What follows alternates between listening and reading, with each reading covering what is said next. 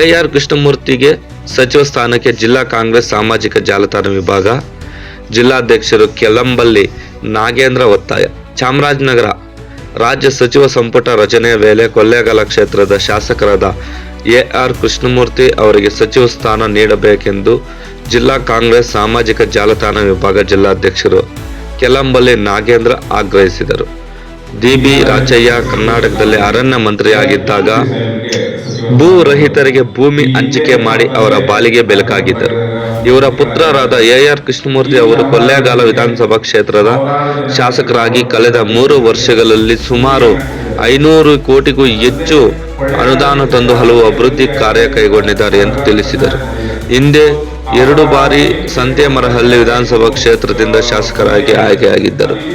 Doctor B R. Ambedkar ಅಭಿವೃದ್ಧಿ ನಿಗಮದ ಅಧ್ಯಕ್ಷರಾಗಿ ಸಾಕಷ್ಟು ಕೆಲಸ ಮಾಡಿದ್ದಾರೆ.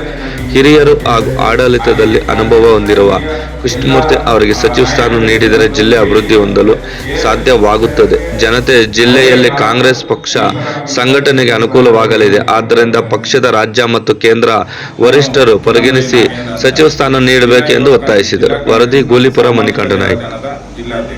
ಈ ದಿನ ಪತ್ರಿಕಾಗೋಷ್ಠಿ ಕರೆದಿದ್ದೀವಿ. ಎಆರ್ ಕೃಷ್ಣಮೂರ್ತಿ ಸಾಹೇಬರಿಗೆ ಸಚಿವ ಸ್ಥಾನ ಕೊಡಬೇಕು. ಈ ಹಿಂದೆ ಅವ್ರ ತಂದೆ ರಾಜ್ಯಪಾಲರಾಗಿದ್ದಾಗ ಮಂತ್ರಿಗಳಾಗಿದ್ದಾಗ ಇಡೀ ಚಾಮರಾಜನಗರ ಜಿಲ್ಲೆಗೆ ಸಾವಿರಾರು ಬಡವ ರೈತರುಗಳಿಗೆ ಭೂಮಿಯನ್ನ ಕೊಟ್ಟಿದ್ದಾರೆ. ಅದಲ್ಲದೆ ಕೊಳ್ಳೇಗಾಲ ಕ್ಷೇತ್ರ ಯಾವ ರೀತಿ ಅಭಿವೃದ್ಧಿ ಆಗ್ತಾ ಇದೆ ಅಂತ ತಾವೆಲ್ಲ ಕಣ್ಣಾರೆ ನೋಡಿದ್ದಾರೆ. ಸೊ ಅವರ ಏನ್ ಸೇವೆ ಮಾಡ್ತಾ ಇದ್ದಾರೆ, ಅವ್ರೇನು ಬುನಾದಿ ಹಾಕಿದ್ದಾರೆ, ಅದು ಇಡೀ ಚಾಮರಾಜನಗರ ಜಿಲ್ಲೆಗೆ ಅಳಬೇಕು ಅಂದ್ರೆ ಅವ್ರು ಸಚಿವ ಸ್ಥಾನ ಕೊಟ್ಟರೆ ಇದು ಅಭಿವೃದ್ಧಿ ಆಗಕ್ಕೆ ಸಾಧ್ಯ ಅಂತ ನಾನು ಈ ಮೂಲಕ ಕೇಳ್ತಾ ಇದ್ದೀನಿ. ಹಾಗೆ ಕಾಂಗ್ರೆಸ್ನ ಹಿರಿಯ ಎಲ್ಲ ನಾಯಕರು ನಮ್ದೊಂದು ಬೇಡಿಕೆ ಏನು ಅಂದ್ರೆ ಎಆರ್ ಕೃಷ್ಣಮೂರ್ತಿ ಸಾಹೇಬರಿಗೆ ಯಾವುದೇ ಕಾರಣಕ್ಕೂ ಈ ಸಲ ಮಿಸ್ ಆಗದೆ ಸಚಿವ ಸ್ಥಾನ ಕೊಡಬೇಕಾಗಿ ನಾನು ಈ ಮೂಲಕ ವಿನಂತಿಸ್ತೇನೆ. ನಾನು ಕೆಲಂಬಳ್ಳಿ ನಾಗೇಂದ್ರ ಅಂತ ಜಿಲ್ಲಾ ಕಾಂಗ್ರೆಸ್ನ ಸಾಮಾಜಿಕ ಜಾಲತಾಣದ ಜಿಲ್ಲಾಧ್ಯಕ್ಷ. ಈ ದಿನ ನಾನು ಯಾಕೆ ಮಾತಾಡ್ತಾ ಇದ್ದೀನಿ ಅಂದರೆ ಕೊಳ್ಳೇಗಾಲ ಕ್ಷೇತ್ರದ ಎಆರ್ ಕೃಷ್ಣಮೂರ್ತಿ ಸಾಹೇಬರಿಗೆ ಮಂತ್ರಿ ಸ್ಥಾನ ಕೊಡಲೇಬೇಕು ಅಂತ ಹೇಳಿ ಈ ಮೂಲಕ ಒತ್ತಾಯ ಮಾಡೋಕ್ಕೋಸ್ಕರ ನಾನು ಇವತ್ತು ಪತ್ರಿಕಾ ಹೇಳಿಕೆಯನ್ನು ನೀಡ್ತಾ ಇದ್ದೀನಿ. ಯಾಕೆ ಅವ್ರಿಗೆ ಮಂತ್ರಿ ಸ್ಥಾನ ಕೊಡಬೇಕು ಅಂತ ಹೇಳಿದರೆ ಹಲವಾರು ವಿಚಾರಗಳಲ್ಲಿ ಅವ್ರ ಬಗ್ಗೆ ಹೇಳೋಕ್ಕೆ ಈ ಸಂದರ್ಭದಲ್ಲಿ ಇಷ್ಟಪಡ್ತೀನಿ. ಅವರ ತಂದೆ ಬಿ. ರಾಚಯ್ಯ ಅವರು ಇಲ್ಲಿ ಮಂತ್ರಿಗಳಾಗಿದ್ದಾಗ ಚಾಮರಾಜನಗರ, ಮಂಡ್ಯ, ಕೊಡಗು, ಮೈಸೂರು ಜಿಲ್ಲೆಗಳ ಅಪಾರ ಕೊಡುಗೆಗಳನ್ನ ಕೊಟ್ಟಿದ್ದಾರೆ. ಚಾಮರಾಜನಗರ ಜಿಲ್ಲೆ ಒಂದೇ ಒಂದಕ್ಕೆ ಸುಮಾರು 15,000 ಹೆಚ್ಚು ರೈತರಿಗೆ 15,000 ಎಕರೆ ಹೆಚ್ಚು ರೈತರ ಭೂಮಿಗಳನ್ನ ಕೊಡಿಸಿದ್ದಾರೆ. ಅದಲ್ಲದೆ 19 ವರ್ಷ ಏನು ವನವಾಸ ಮುಟ್ಟಿದ್ರು ಎಆರ್ ಕೆ ಸಾಹೇಬರು, ಆ ಕ್ಷಣದಲ್ಲೂ ಕೂಡ ಜಿಲ್ಲೆಯ ಎಲ್ಲ ಜನತೆಯ ನಾಡಿ ಮಿಡಿತವನ್ನು ತಿಳ್ಕೊಂಡು ಜಿಲ್ಲೆಯ ಅಭಿವೃದ್ಧಿ ಜೊತೆಗೆ ಯಾವ ರೀತಿ ಮಾಡಬೇಕು ಅಂತ ಹೇಳಿ ಪ್ರತಿದಿನನೂ ಚರ್ಚೆ ಮಾಡಿ ಪ್ರತಿದಿನನೂ ಕ್ಷೇತ್ರಗಳನ್ನ ಸುತ್ತಿದ್ರು. ಯಾವಾಗ ಈಗ 2018ರಲ್ಲಿ ಅಧಿಕಾರಕ್ಕೆ ಬಂತು ಸರ್ಕಾರ, ಆವಾಗಲಿಂದ ಇವತ್ತಿನವರೆಗೆ 3 ವರ್ಷಗಳ ಕಾಲದಲ್ಲಿ 500 ಕೋಟಿಗೂ ಹೆಚ್ಚು ಅನುದಾನನ ತಂದು ಜಿಲ್ಲೆಯ ಅಭಿವೃದ್ಧಿಯನ್ನ ಮಾಡ್ತಾ ಇದ್ದಾರೆ. ಏನು ಕೊಳ್ಳೇಗಾಲ ಕ್ಷೇತ್ರನ ಅಭಿವೃದ್ಧಿ ಮಾಡ್ತಾ ಇದ್ದಾರೆ. ಹಾಗಾಗಿ ನಾವೇನು ಹೇಳ್ತಿದ್ವಿ ಅಂದರೆ ಚಾಮರಾಜನಗರ ಜಿಲ್ಲೆ ಏನಾದ್ರು ಅಭಿವೃದ್ಧಿ ಆಗಬೇಕು ಅಂದರೆ ಅದು ಎಆರ್ ಕೃಷ್ಣಮೂರ್ತಿ ಸಾಹೇಬರಿಂದ ಮಾತ್ರ ಸಾಧ್ಯ ಅಂತ ಈ ಮೂಲಕ ಇಷ್ಟಪಡ್ತೀವಿ.